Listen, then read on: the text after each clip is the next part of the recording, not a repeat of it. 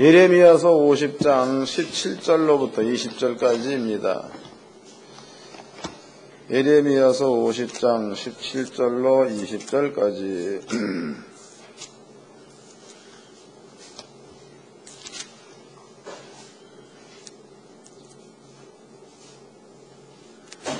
예레미야서 50장 17절로 20절까지 다같이 한 목소리로 합독을 하도록 하겠습니다. 시작.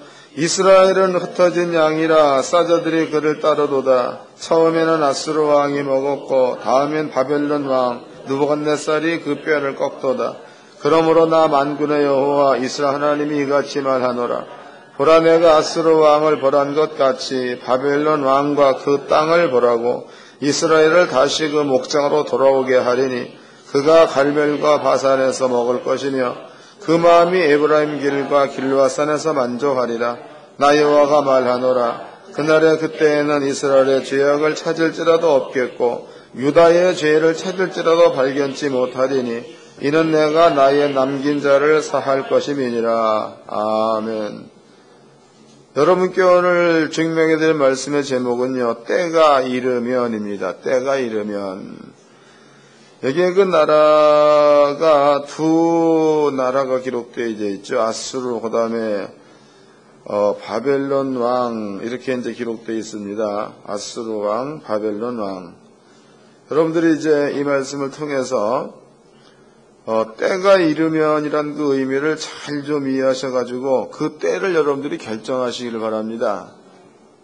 이게 뭔 얘기냐면 때가 이른다 그러면 여러분들은 때를 기다릴 수 있다고. 그런데 여러분들이 오늘 말씀을 깨닫게 되면 때는 기다리는 게 아니고 여러분들이 때를 찾는 거다고. 그러니까 정신 바짝 차리시고 잘 깨달아가지고 하나님의 나라를 여러분 삶 가운데에 현실화시키시기를 바랍니다. 영적인 얘기를 좀 해드리도록 하겠습니다. 이 부분도 이해를 잘 하셔야 합니다.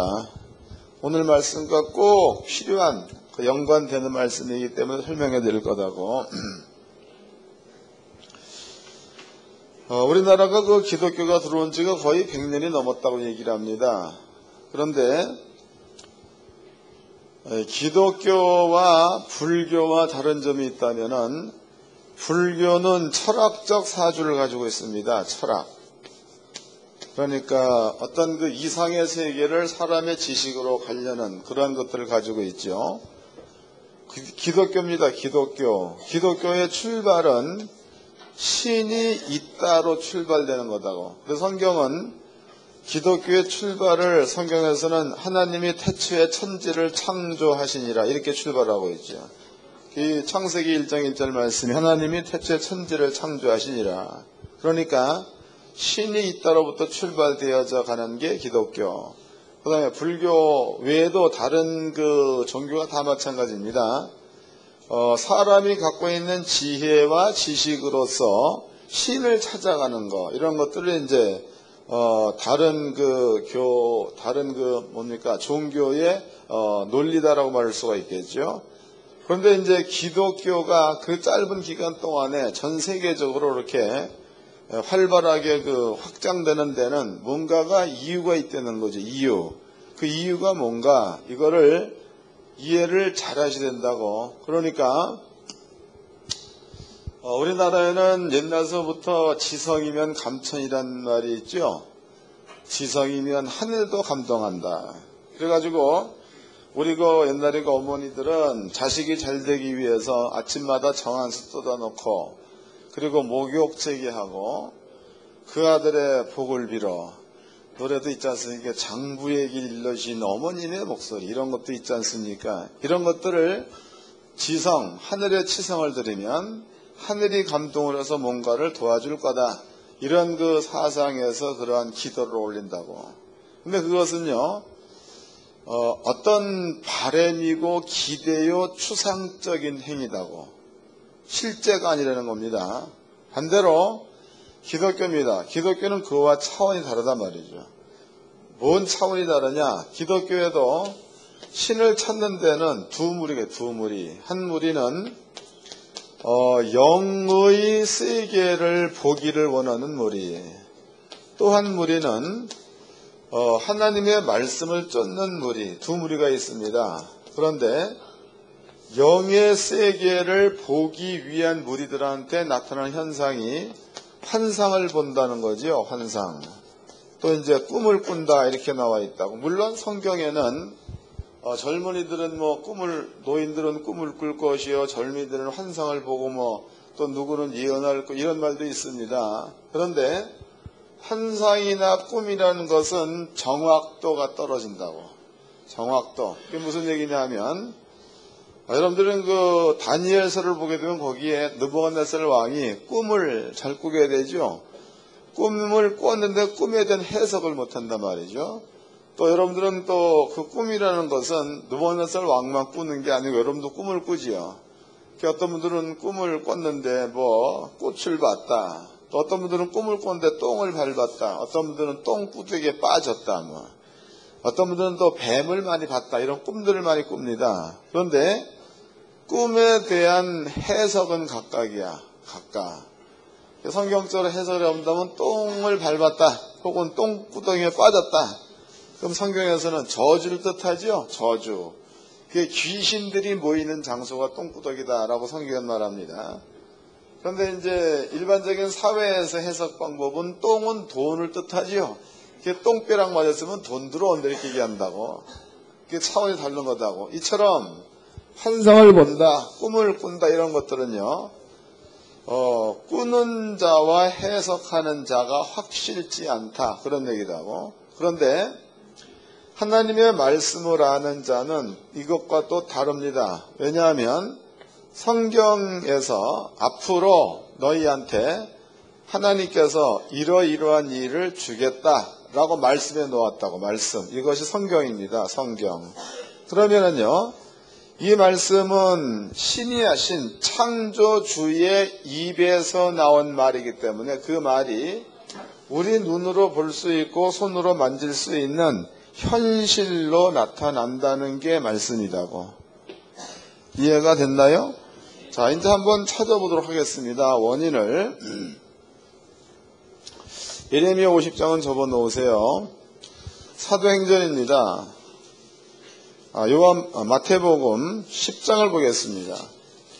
마태복음 10장 1절서부터 읽겠습니다. 마태복음 10장 1절. 예수께서 12 제자를 부르사 더러운 귀신을 쫓아내며 모든 병과 모든 약한 것을 고치는 권능을 주시니라. 그러면 12명의 제자한테 예수님께서 병과 약한 것을 고치는 권능을 주었다 그랬다고. 그러면 예수가 12명의 제자한테 이런 그 권능을 준 것은 권능을 행할 수 있는 지팡이라든가 기구를 준 게 아니고, 예수님께서 12명의 제자한테 준 것은 예수님께서 내가 너희한테 권능을 주마라는 말입니다. 말. 요 말을 예수님께서 12명의 제자한테 줬다는 거죠. 그다음에 제자들은 예수님께서 주신 그 말이 제자들의 머릿속에 있을 때에는 한낱 지식으로 있는 것에 불과합니다. 이해가 되세요? 예수님께서 내가 너희한테 권능을 주겠다 해서, 권능이라는 것은 귀신을 내어 쫓을 수 있다, 병을 고칠 수 있다, 약한 것을 고칠 수 있다, 이런 것들을 권능이라고 합니다. 그런데 예수님께서 제자들한테 권능을 줄 때 어떤 도구를 준 게 아니야. 지팡이를 주었다 이런 게 아니고, 예수님께서는 12명의 제자한테 너네들한테 이런 것들을 할 수 있는 권능을 내가 주마라는 말을 줬다고. 말. 요 말이 제자들의 머리 가운데 있을 때는 지식이라고. 지식. 또 예수님의 말씀이라고도 하죠. 그런데 제자들의 머리 가운데에 지식으로만 남아있을 때에는 제자들한테는 아무 유익이 없어. 이해가 되죠? 예수가 한 그 말이 제자들의 머릿속에 지식으로 있을 때 유익이 없습니다. 근데 제자들이 요 말을 가지고 나가서 사람들을 만납니다. 만나가지고 병든 사람을 보면 손을 얹고 병은 날찌어다 라고 기도했다고 쳐보자고. 그랬더니 병이 나버렸습니다. 요것을 예수께서 해놓으신 그 말씀이 현실로 나타나게 된 거죠.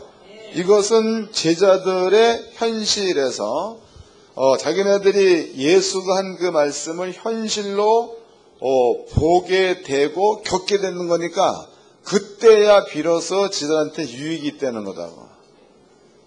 설명이 됐죠? 읽어보겠습니다. 넘어가서 누가복음 10장입니다. 누가복음 10장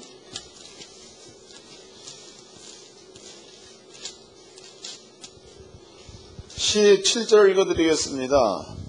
누가복음 10장 17절 70인이 기뻐 돌아와서 가로되 주여 주의 이름으로 귀신들도 우리에게 항복하더이다.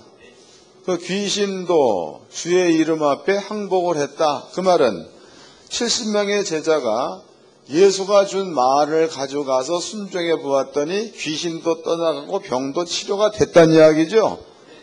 그것을 제자들이 경험하고 나니까 제자들의 마음 가운데는 기쁨이 있었다는 거야. 기쁨. 기뻐 돌아와.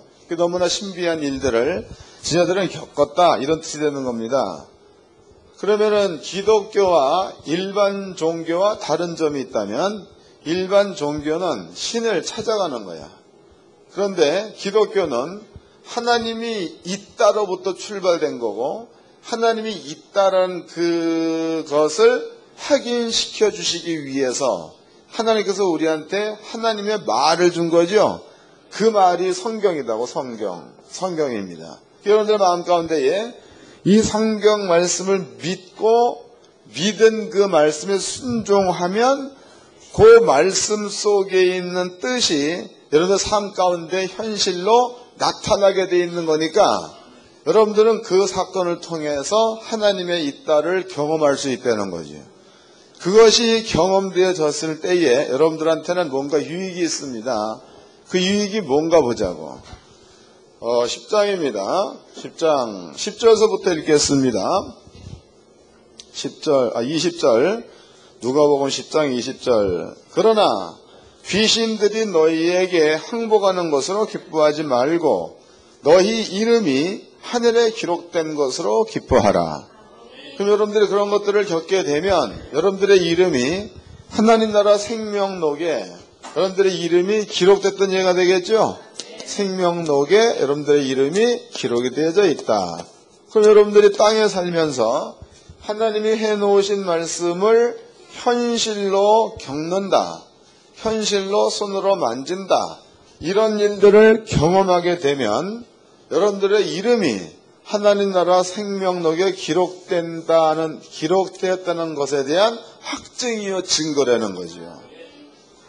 그럼 여러분들이 땅에 살면서 한 번이 됐건 두 번이 됐건 10번이 됐건 100번이 됐건 이런 그 말씀을 현실로 경험하면서 산 자들은 하나님의 나라에 여러분들의 이름이 기록됐다는 것이 증명된 거니까 여러분들은 구원과는 요것만 있으면 관계없는 자가 됐다는 뜻이기도 하죠. 하나님께 성도님들은 이 말씀을 꼭 이해를 잘 하셔가지고 신앙생활을 제대로 하시기를 바랍니다. 이것이 여러분들의 마음 가운데에 믿음으로 깔려 있어야 돼. 배경으로 깔려 있어야 한다 이 말이에요. 이거 기억해 놓으세요. 그 말씀은 어떤 말씀이 되었던지 간에 현실로 나타나야 된다. 여러분들이 성경에 사랑하라 그랬다고. 그러면 사랑하라는 그 말 뒤에는 사랑 안에는 두려움이 없나니 온전한 사랑에 두려움을 내어 쫀다 그랬으니까 여러분들이 집안에 사랑하라라는 이 사랑만 잘하게 되면 두려움 가운데는 여러 가지가 있죠. 병이 오면 어떡할까도 두려움이다고. 또 나한테 돈이 나오고 이것도 두려움입니다. 이런 그 모든 두려움이 떠난다 그랬으니까 이것을 폭넓게 본다면 사랑만 잘하면 질병도 떠난다라는 뜻이 되는 거겠고 사랑만 잘하면 여러 가지 시험도 떠난다가 되겠고 사랑만 잘한다면은 가난도 떠난다가 되는 거겠죠. 이거는 보다 두려움의 종류다. 두려움의 종류. 그러니까 하나님 말씀에 순종하면 이런 것들이 떠나게 돼 있으니까 떠나는 것을 경험하게 됐다면 여러분들의 이름은 하나님 나라 생명록에 기록되던 것에 대한 증거가 여러분 삶 가운데 나타난 게 되는 줄로 깨닫기를 바랍니다. 그만큼 중요한 겁니다. 그 다음에 이제 오늘 본문의 말씀은 이제 설명해 드리도록 하겠습니다. 이거 기억해 놓으세요. 본문의 말씀에 기록되어 있기를 셋이 등장해요. 셋. 하나는 이스라엘 백성이 등장합니다. 이스라엘 백성. 네, 두 번째는 아수르가 등장을 해요. 아수르. 그 다음에 세 번째는 바벨론이 등장을 합니다. 바벨론. 근데 하나님께서 내가 아수르를 들어가지고 이스라엘 민족을 치게 했다. 내가 바벨론 나라를 들어가지고 이스라엘 민족을 치게 했다. 그랬죠. 그런데 그럼 아수르란 나라나 바벨론 나라가 백성들을 치게 한 데는 이유가 있다는 거다고. 그냥 아버지가 무조건 죽였다 이게 아니에요. 이유가 있습니다. 그럼 아수르나 바벨론이 이스라엘 민족을 쳤다. 이유가 뭐냐? 그 이유가 뭔가를 알아봐야 되겠죠? 이유를 찾아보도록 합시다. 신명기서입니다.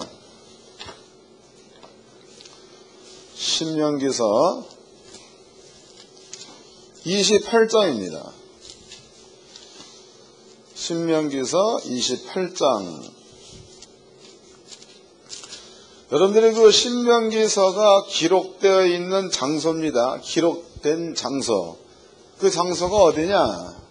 하나님께서 이스라엘 민족에게는 원래 나라가 없었고 나라.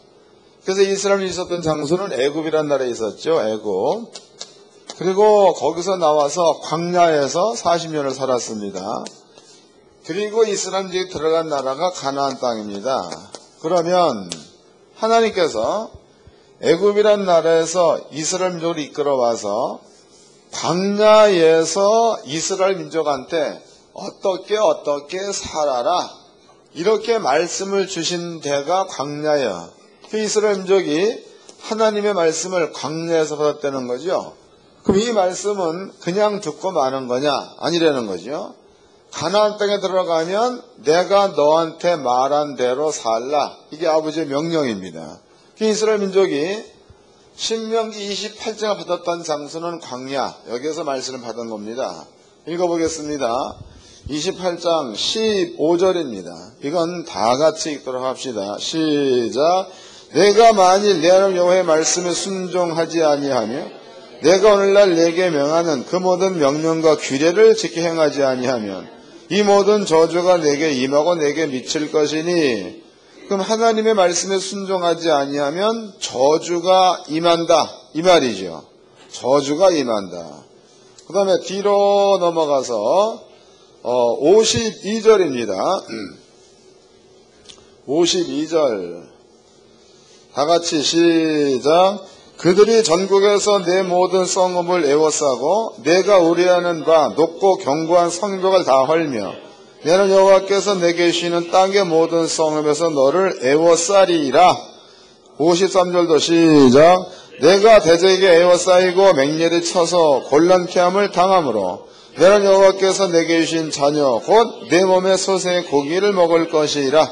그러면 이 말은요, 이스라엘 민족이 가나안 땅에 들어가기 전에 광야라는 장소에서 하나님께로부터 말씀을 받을 때에 너희가 주의 말씀에 순종하면 이러이러한 저주가 따를 거다.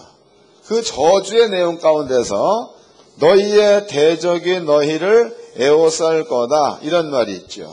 그 대적이 쳐들어와가지고 너네들을 에워싸고 먹을 것이 없어가지고 성 안에서 자식을 잡아먹을 거다. 이렇게 표현되어 있습니다. 그러면 이것은 가나안 땅을 얻기 이전에 광야에서 하나님께서 이스라엘 민족한테 주신 말씀이므로 이스라엘 민족이 가나안 땅에 들어가서 하나님 말씀에 불순종하면 이러한 일들이 벌어진다는 뜻되는 거겠죠. 그런 뜻입니다. 그러면 하나님께서 이제 아까 예레미야서 50장에서 내가 이스라엘 민족 백성들한테 아수르를 보냈다 혹은 바벨론을 보냈다. 그 얘기는 이스라엘 민족이 하나님의 말씀에 순종하지 않았다가 되는 거지요. 않았다. 그 다음에 이제 신명기서 28장 말씀에서는 대적에게 너네들이 애워싸임을 당할 거다 해서 대적의 나라의 이름은 기록되어 있지 않습니다. 그러나 모든 것들을 통틀어 가지고 대적이란 말을 써놓았으니까 아수르 나라, 이스라엘 민족의 원수의 나라입니다. 바벨론도 마찬가지가 되겠죠. 그럼 이 두 나라 이름이 아수르 혹은 바벨론이라고 표기되어 있지만 이 두 나라는 대적이란 말 가운데에 포함되어 있는 나라가 되는 거다고. 대적이 쳐들어왔다. 이스라엘 민족에게 대적이 쳐들어와서 아수르 나라 이스라엘 민족을 짓밟았다. 그리고 아수르 나라가 망했다. 바벨론이 쳐들어와가지고 또 이스라엘 민족을 짓밟았다. 이게 예레미야서 5장 얘기입니다. 그렇다면은요, 아수르나 바벨론이라는 그 나라가 이스라엘 민족을 기록케 한 데에는 율법으로 본다면은 하나님의 말씀에서 이스라엘 민족이 떠나 있었기 때문에 이러한 저주가 임했다. 이렇게 표현되어 있다고. 그러면 이제 성경대로라면 그러면 이해를 잘 하세요. 여러분께 중요하니까 자금 강조하는 거다고. 우리나라에도 검찰이 있습니다. 검찰. 또 이제 검찰에서 죄가 확정되면 형무소에 들어가게 되죠. 형무소. 근데 만약에 법원에서 형량이 5년이 떨어져서 5년, 너는 이러이러한 죄 때문에 5년 동안 감옥을 살면 그 죄값을 치른 거다. 이렇게 이제 재판이 떨어졌다. 심판을 받은 겁니다. 그러면 그 사람은 감옥에 들어가서 5년 살고 나면 그 사람이 지은 죄에 대해서는 더 이상 묻지를 않는 거죠. 일반 사람과 똑같이 사회생활을 할 수 있는 겁니다. 이런 것처럼 하나님께서 백성들한테 너네들이 하나님 말씀에 불순종하면 이러이러한 저주를 주겠다 그랬어. 그러면 그 저주가 백성한테 임했다는 그 말은 잘못한 것에 대한 값을 치르는 중이라고. 이해된 거예요? 잘못한 것에 대한 값을 치르는 중. 다시 읽어보겠습니다. 신명기서 28장 52절입니다.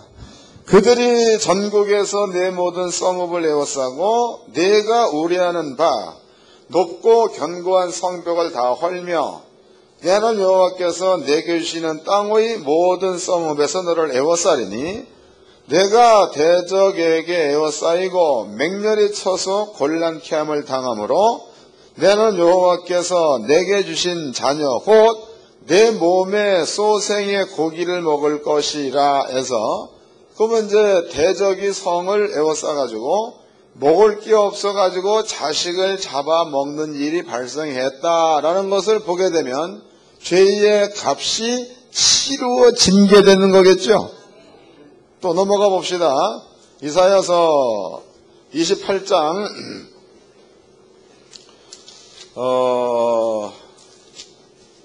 60절입니다. 60절. 여호와께서 내가 두려워하던 애굽의 모든 질병을 내게로 가져다가 내 몸에 들어붙게 하실 것이며 또 이 율법책에 기록되지 아니한 모든 질병과 모든 재앙을 너의 멸하기까지 여호와께서 내게 내리실 것이니 해서 이스라엘 민족한테 알지 못하는 질병이 발생됐다는 것도 죄의 값을 치르고 있는 중. 이해가 된 겁니까? 그런 뜻이라고. 그러면 하나님께서 이스라엘 민족한테 아버지 말씀에 불순종하면 이러이러한 저주를 받을 거다라고 얘기해 놓았고 이스라엘 민족한테 아수르가 쳐들어왔다, 바벨론이 쳐들어왔다. 그래서 이스라엘 민족이 많은 고통을 받았다. 또 혹은 받고 있는 중이다. 이 경우에 우리가 이제 율법적으로 결론을 내릴 수 있는 것은요. 이런 그 어려운 일을 겪게 되면 그 죄의 분량만큼 어려운 일을 겪고 나면 죄값이 치루어진 게 되는 거니까 더 이상 이스라엘 민족에게는 죄가 없다가 되겠죠. 읽어보겠습니다. 이제 예레미야서로 가봅시다. 29장입니다. 예레미야서 29장.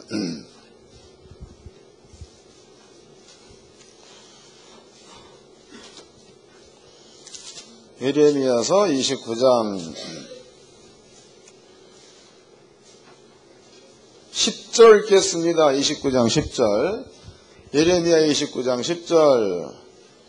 나 여호와가 이같이 말하노라. 바벨론에서 70년이 차면 내가 너희를 권고하고 나의 선한 말을 너희에게 실행하여 너희를 이곳으로 돌아오게 하리라 해서, 그럼 아버지께서 죄값을 치르는 연도를 하나님께서 정해놓은 것은 70년이라고 정해놓은 겁니다.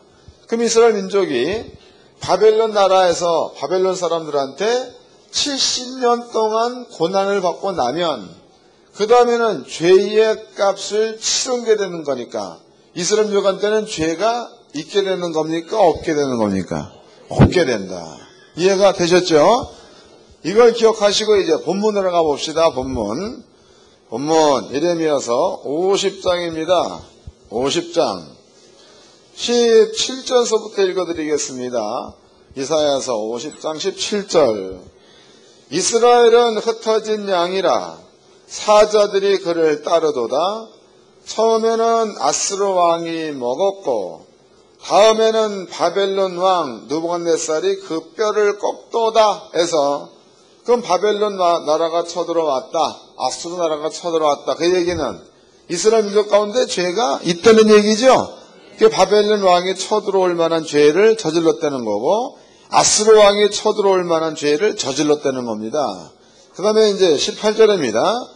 그러므로 나 만군의 여호와 이스라엘의 하나님이 이같이 말하노라. 보라, 내가 아수르 왕을 벌한 것 같이 바벨론 왕과 그 땅을 벌하고 이스라엘을 다시 그 목장으로 돌아오게 하리니 그가 갈멜과 바산에서 먹을 것이며 그 마음이 에브라임과 길르앗산에서 만족하리라 해서, 또 하나님께서 아수르를 칠 때, 하나님께서 바벨론을 칠 때는 언제가 되는 거예요?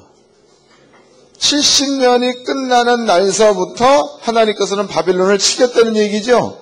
그 다음에 또 읽어보겠습니다. 20절. 나 여호와가 말하노라. 그날에, 그러니까 70년이 차게 되는 그날이야. 그날에, 그때에는 이스라엘의 죄악을 찾을지라도 없겠고 유다의 죄를 찾을지라도 발견치 못하리니 이는 내가 나의 남긴 자를 사할 것임이니라. 할렐루야. 그러니까 이네들한테 죄가 없는 이유는 하나님이 정해놓으신 70년이다. 70년의 기간이 찼을 때에 이스라엘 민족의 죄는 없어진다. 이렇게 표현되어 있고, 또 이스라엘 민족한테 죄가, 그러니까 바벨론을 땡길 만한 죄가 없다, 아수르를 땡길 만한 죄가 없다. 이럴 경우에는 하나님께서는 그때부터는 아수르를 치겠다, 바벨론 치겠다, 이런 뜻이다. 만약에 바벨론 말고 다른 나라가 이스라엘 민족을 괴롭힌다 그러면 그 나라도 하나님께서 치겠다는 얘기가 되겠죠. 이런 뜻이 예레미야서 50장 기록되어 있습니다.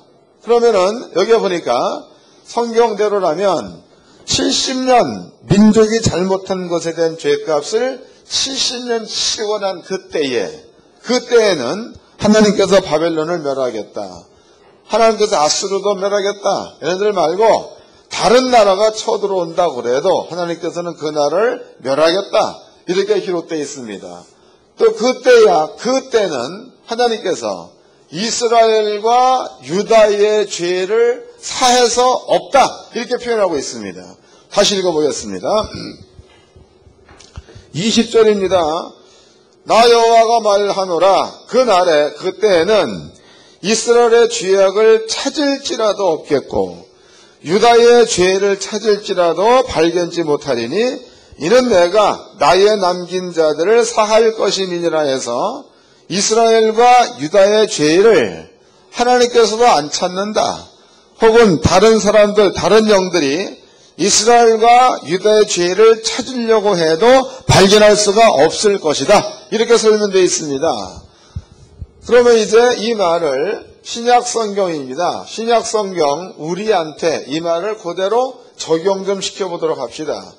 그러면 신약 성경에서는요, 예수님께서 땅에 오셨죠, 예수님께서. 그래서 요한복음 1장 29절 말씀을 보면 예수님께서 세상 죄를 졌다 이렇게 표현되어 있고, 또 마태복음 27장과 누가복음 23장과 요한복음 19장, 그다음에 마가복음 15장을 보게 되면 거기에는 예수님께서 세상 죄를 짊어지고 십자가에 죽는 방법이 거기에 아주 상세하게 묘사되어 있습니다. 그 예수가 빌라도 법정에 끌려갔을 때에 예수님은 죄가 없는 분이죠. 그런데 그 예수님께서 세상 죄를 짊어졌기 때문에 예수는 죄가 없으나 세상 죄를 짊어졌기 때문에 세상 죄가 예수에게 있다가 되겠죠. 그 죄의 값은 사망입니다. 사망. 그 사망인데 예수가 죽을 때에 채찍에 맞았다. 예수가 죽기 전에 가시관을 썼다. 예수가 죽기 전에 신포도주를 마셨다. 예수가 죽기 전에 쓸개탄 물을 마셨다. 이렇게 표현되어 있습니다. 그리고 나서 예수가 십자가에서 죽었다. 이렇게 표현되어 있다고. 이것을 사도 베드로입니다. 베드로는 얘기하기를 그는 죄가 없으나 우리 대신에 죄를 짊어졌다라는 말을 썼다고. 베드로전서 2장을 보겠습니다. 베드로전서 2장입니다.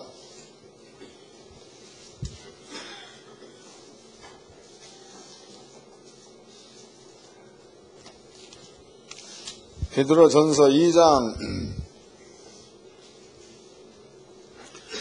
21절서부터 읽겠습니다. 베드로전서 2장 21절, 신약성경 379페이지입니다.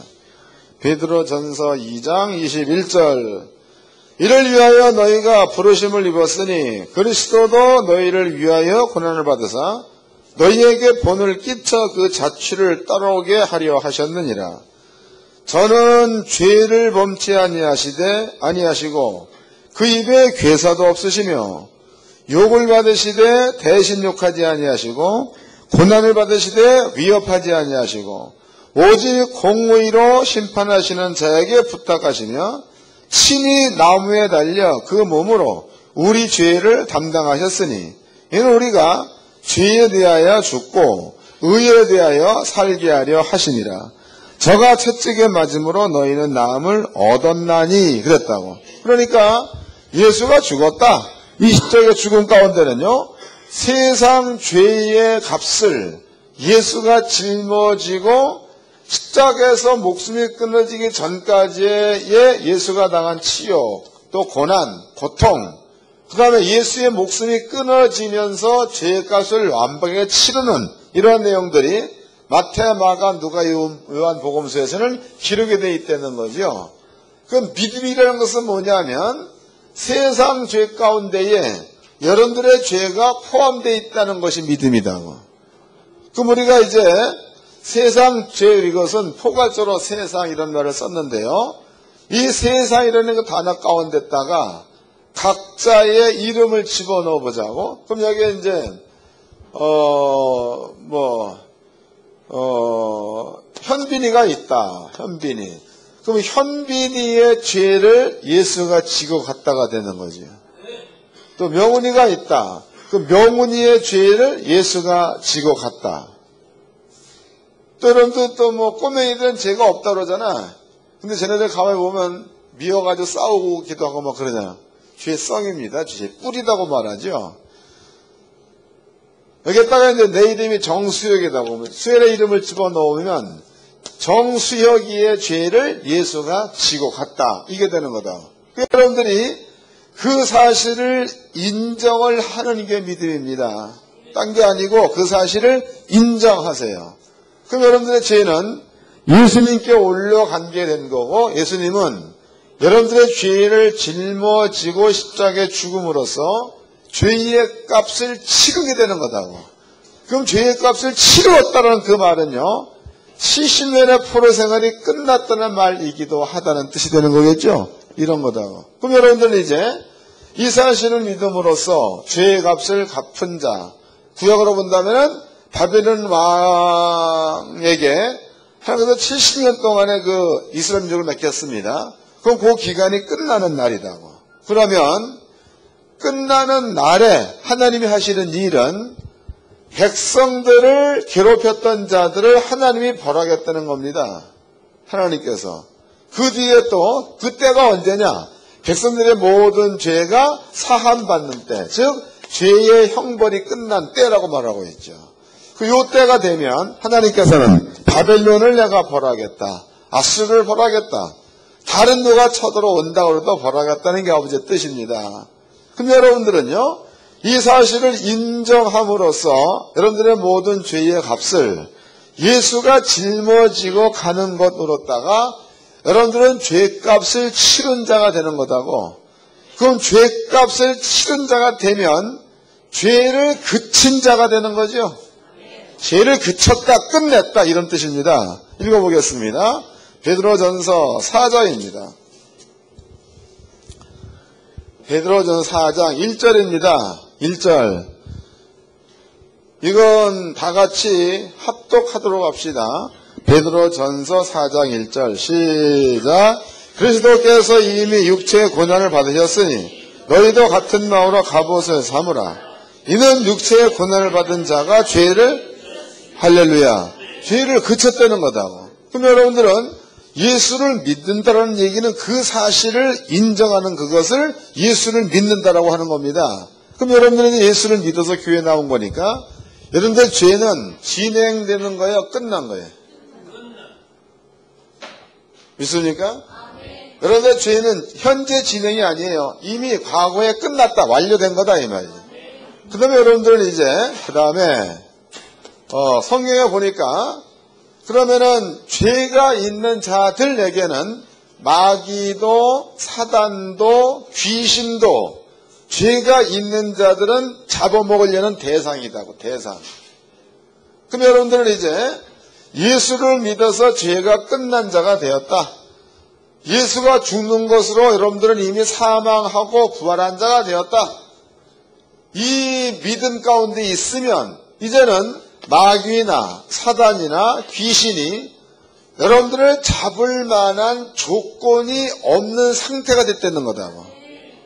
그럼 만약에 이제 마귀나 사탄이나 귀신들이 여러분들을 속이고 여러분들을 잡았다 할 경우에, 그럴 경우에는 하나님께서 그때에 바벨론에게 징계했듯이 그때 하나님께서 그런 영들한테 징계를 하는 줄로 믿으시기 바랍니다.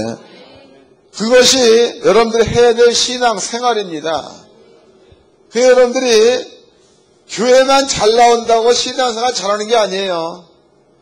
저는 늘 얘기하지만 물론 잘 나와야지 이런 말씀 들을 수 있어요. 잘 나오세요.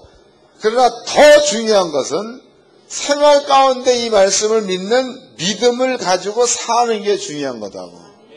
그게 중요한 겁니다.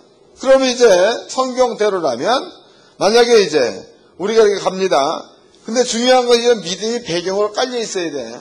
근데 이제 귀신이 내 앞에 왔어. 그럼 율법대로라면 귀신이 나를 건드릴 수 없는데 귀신이 나를 건드렸다. 그 얘기는 하나님의 진노가 귀신 위에 있다가 되는 거겠죠. 또 마귀가 여러분들을 건드렸다. 그럼 하나님의 진노가 마귀한테 있다는 게 되는 거고, 또 사단이 건드렸다. 하나님의 진노가 사단 앞에 있다가 되는 거다고. 그러면 마귀나 사단이나 귀신은 여러분의 눈에 보이지를 않습니다.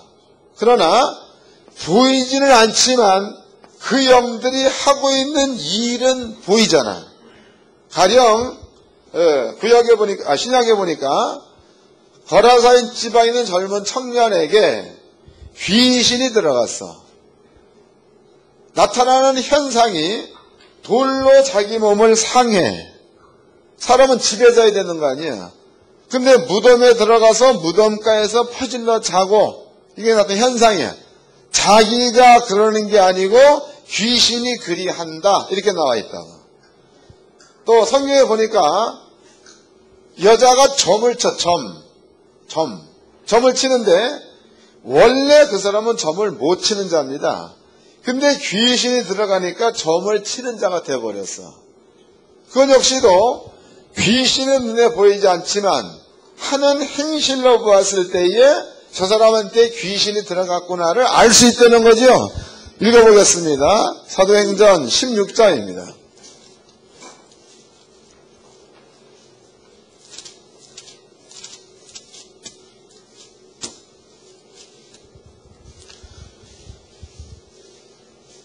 사도행전 16장 16절입니다. 16절. 우리가 기도하는 곳에 가다가 점하는 귀신 들린 여종 하나를 만나니 점으로 그 주인을 크게 이야기하는 자라. 바울과 우리를 쫓아와서 질러 가로되 이 사람들은 지극히 높으신 하나님의 종으로 구원의 길을 내게 전하는 자라 하여 이같이 여론을 하는지라. 바울이 심히 괴로워하여 돌이켜 그 귀신에게 이르되 예수 그리스도 이름으로 내가 내게 명하노니 그에게 속히 나오라 하니 귀신이 즉시 나오니라. 종의 주인들은 자기의 이익의 소망이 끊어진 것을 보고 했으니까 여자한테 귀신이 들어가니까 점을 쳤는데 귀신이 떠나니까 점을 못 쳤다 이래 나와 있다고. 그러니까 귀신은 눈에 보이지 않지만 나타나는 현상을 보았을 때는 귀신이 들어갔다는 걸 알 수 있다는 거죠. 이처럼 영적인 존재들은 눈으로 볼 수 없으나 나타나는 일을 봐가지고서는 지금 나 혹은 내 주변에는 어떠한 영들이 역사할 수 있다는 것을 알 수 있다는 거죠. 그게 알 수 있는 거예요. 그러한 눈을 좀 가지시기를 바랍니다. 만약에 여러분들이 집안에 이제 목사가 이제 들어갔는데 집안이 냄새가 나고 더럽고 정리가 안 돼 있어. 그 목사는 이런 성경적 지식을 알고 있는 사람이라고. 그런가 볼 때에 성경은 분명 꼭 더러운 귀신 그랬으니까 그 집에 들어가서 주변 환경이 그 모양으로 널려져 있다면은 거기에는 정상적인 성령이 역사하는 집이야 귀신이 일하는 집이야. 이해가 되는 겁니까? 또 아버지가 사람을 만들어 놓았을 때에 하나님께서는 사람들을 정상적으로 그러니까 처음에는 뭡니까 식물성 음식을 먹도록 허락해 놓으셨죠.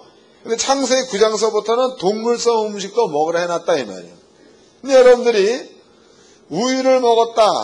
그럼 아버지 말씀대로라면 우유를 먹어도 사람이 아무 이상이 없어야 되는 거야. 아버지가 해놓은 말이니까. 근데 우유를 먹었는데 설사를 했다. 그 얘기는 하나님 말씀이 나한테 적용되지 않은 거죠.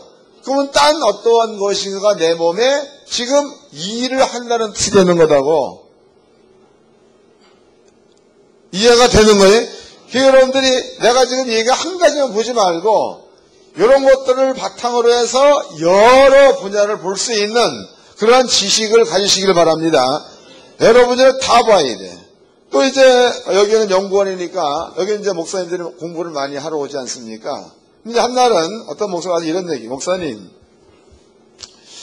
나는 커피만 먹으면 가슴이 두근두근 한다는 거야. 그러면 성경 말씀에 창세기 1장서부터 2장까지 아담아 너는 커피를 먹으면 가슴이 두근두근 할지어다라는 말이 있으면 찾아줘 봐. 그 말 없는 거죠. 그 성경에 커피를 먹어도 괜찮다는 게 성경이야.